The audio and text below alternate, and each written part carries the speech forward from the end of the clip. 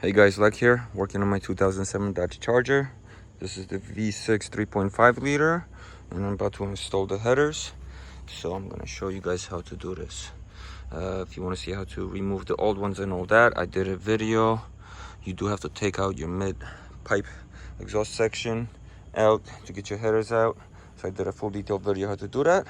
But here I just want to show you guys the actual install. Also I did a video how to wrap them. So if you want to wrap your headers, I did a video on that as well. These headers are not expensive. I think they were a couple $100 for the pair, and then maybe another $30 for the wrap. So that's not a big deal to replace your broken or old headers on your Charger.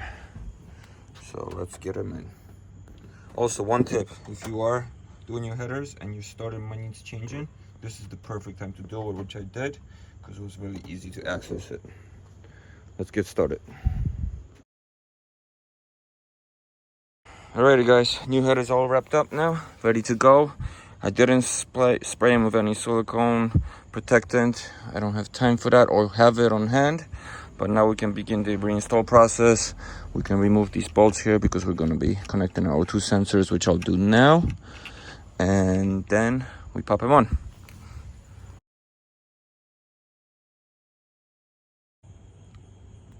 Make sure you have everything needed for install.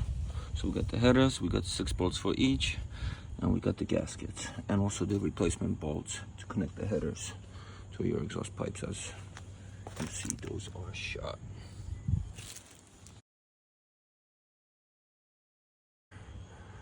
Okay, we're gonna start with the driver's side first. Make sure you have your O2 sensor installed. The gasket, have it ready. There's only one way it can go. As you see, if you turn it any other way, it will not line up. So that's an easy way to tell how to line it up. Have your bolts ready, which we do. And it's going right there. Let's do it.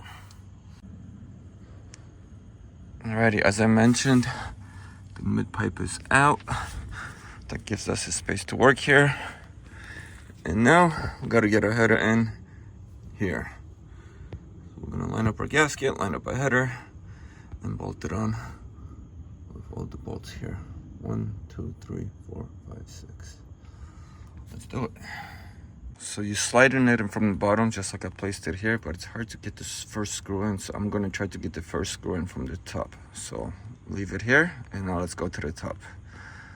So from this angle, I'm gonna be able to get the first screw in here. That's gonna hold the gasket in place for me, and then I'll be able to get the rest in.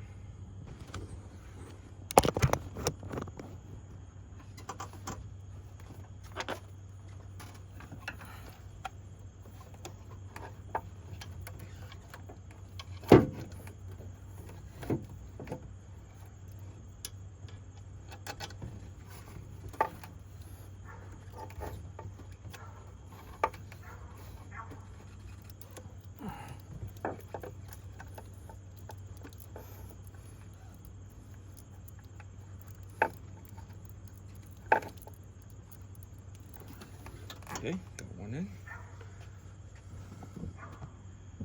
So now it's holding it for me. And now we can try from this or from the bottom for the next.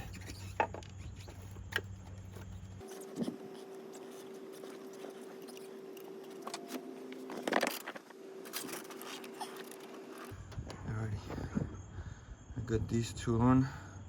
Now it should be easier to secure the rest.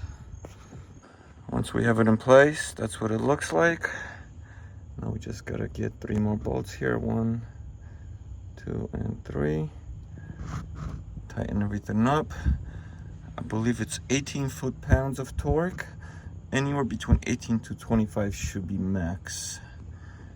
You don't want to break anything. Once you break a bolt in your engine bay, that's gonna be a real headache. But I'll get these installed and then we'll go to the other side. Alrighty, we got this side bolted down. You're gonna find yourself doing this by a hand wrench and not really a socket for most of them, as you just cannot get in there.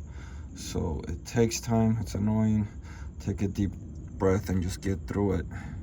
Save some energy for the other side as well.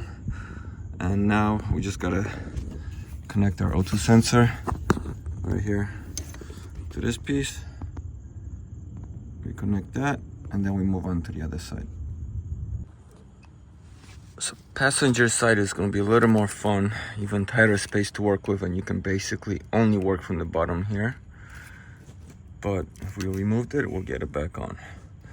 I'm going to line it up the same way, get our first bolt on, and then one by one bolt it down. So we'll get it lined up. Now we just got to connect it. If the car was lifted, it would be a lot easier than working with a jack. But we work with what we have. Actually wasn't that hard to get the first bolt on. I put my hand right through here, held it like this, and then with my other hand I was able to bolt it right on. So it's very doable. One by one I'll bolt it on, show you guys the done product. Alrighty, everything's bolted down. So right here, 1, 2, and 3. I was able to get a socket wrench in there once I got them in a little bit to tighten it down. Next to over here, this one you have to use a hand wrench. This one you have to stow a hand wrench, and then you can get a socket under it after. This one, and then the last one, it's hidden here.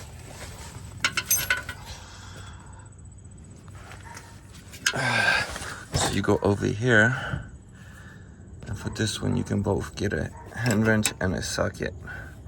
That one over there. And then you can also access those two from this side as well. So not that bad. Manageable. Just take some time. Remember to reconnect the O2 sensor right here. This one needs to connect right to this piece right there. And then we can start our exhaust.